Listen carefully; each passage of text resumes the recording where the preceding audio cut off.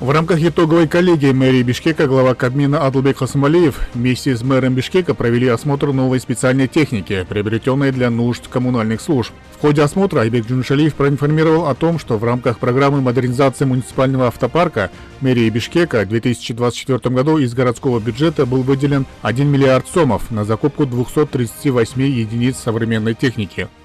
Вы, которые сейчас видите технику, это меньше половины, потому что уже большая часть этой техники в работе. Надо отметить, что львиную долю отсюда получил Тазалык, это больше 100 единиц техники. Но параллельно с этим техника была и приобретена для Горсвета, для Бишкек-Зеленхоза была приобретена, для Бару. Эта техника нам, как и в рамках АТР, нам необходима была, потому что все мы знаем, что город Бишкек увеличился. Это и наконец-то пришли мусоровозы. Кроме того, были продемонстрированы новые современные автобусы турецкого производителя Исузу, работающие на экологичном сжиженном газе. Комфорт, удобный. Это комфортабельный транспорт. Автобус в первую очередь рассчитан на пассажиров. Создано для них все удобства. В салоне есть кондиционер. Я сам водитель со стажем, и несмотря на габариты, автобусом легко управлять. Также на этой неделе на центральной площади города Ош состоялась презентация спецтехники, закупленной спонсорами и переданной на баланс города. Муниципальному предприятию «Комбинат по благоустройству и озеленению» выделен 1 портер, а муниципальным территориальным отделам города предоставили грузовики «Лабо». По словам мэра, эта техника понадобится для уборки и благоустройства территорий с приближением весны. Он также сообщил, что после утверждения местного бюджета будет закуплена дополнительная спецтехника. Сами видите, эти компактные машины переданы муниципальным предприятиям Аша. Скоро начнутся работы по озеленению. Сейчас мы рассматриваем бюджет города и планируем на собственные средства закупить специальную технику в ближайшее время.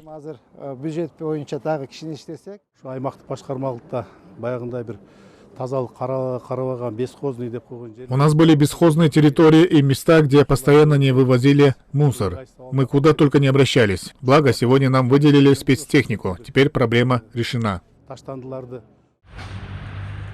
453. Именно столько единиц дорожной техники на этой неделе получило Министерство транспорта и коммуникации. Вся эта техника будет использоваться для ремонта дорог.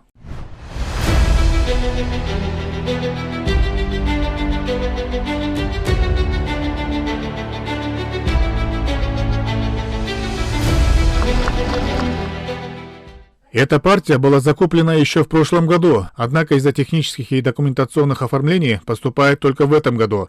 Ключи от спецтехники министру транспорта вручил Адылбек Хасымалиев. Глава Кабмина отметил, что покупка существенно укрепит материально-техническую базу дорожной отрасли и ускорит реализацию национальных проектов.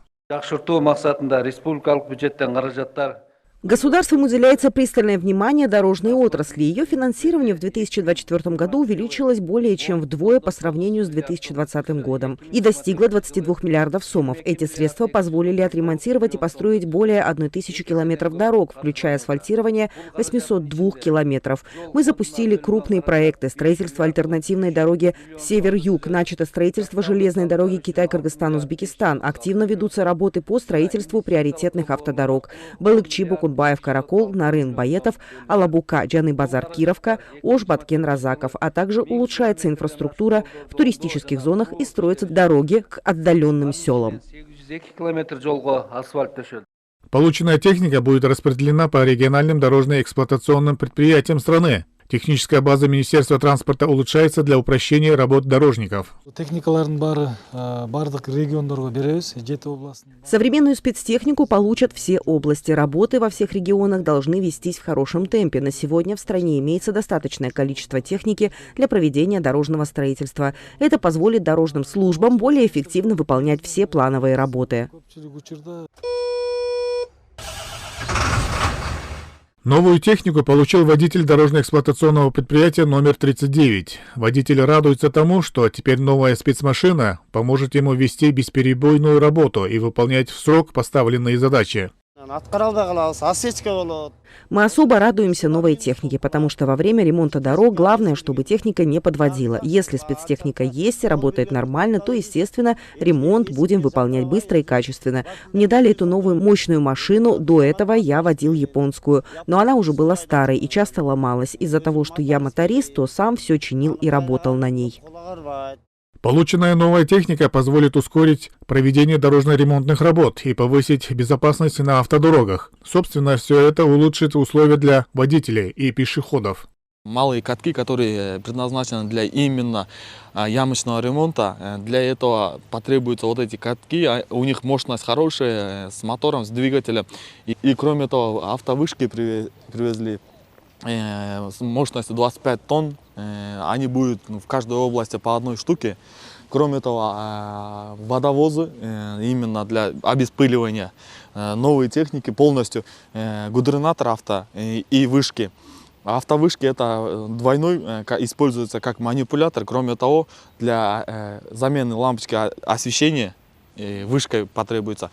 И самые хорошие тоже техники, дубль кабина называется, оно для состава рабочих дорожно-эксплуатационных учреждений потребуется. Отметим, что технику в большом количестве начали закупать за последние 3 года впервые с момента обретения независимости по инициативе президента Садыра Джапарова. За счет республиканского бюджета в период с 2022 по 2023 годы получено 297 единиц техники. Страна планирует приобрести новое техническое оснащение еще и в этом году. В 2025-2026 годах при поддержке японского агентства JICA ожидается получение 48 единиц техники и оборудования, еще 144 единицы в рамках грантовой поддержки Китая, еще 69 машин прибудет при поддержке Всемирного банка и 223 единицы за счет средств Корейского фонда развития.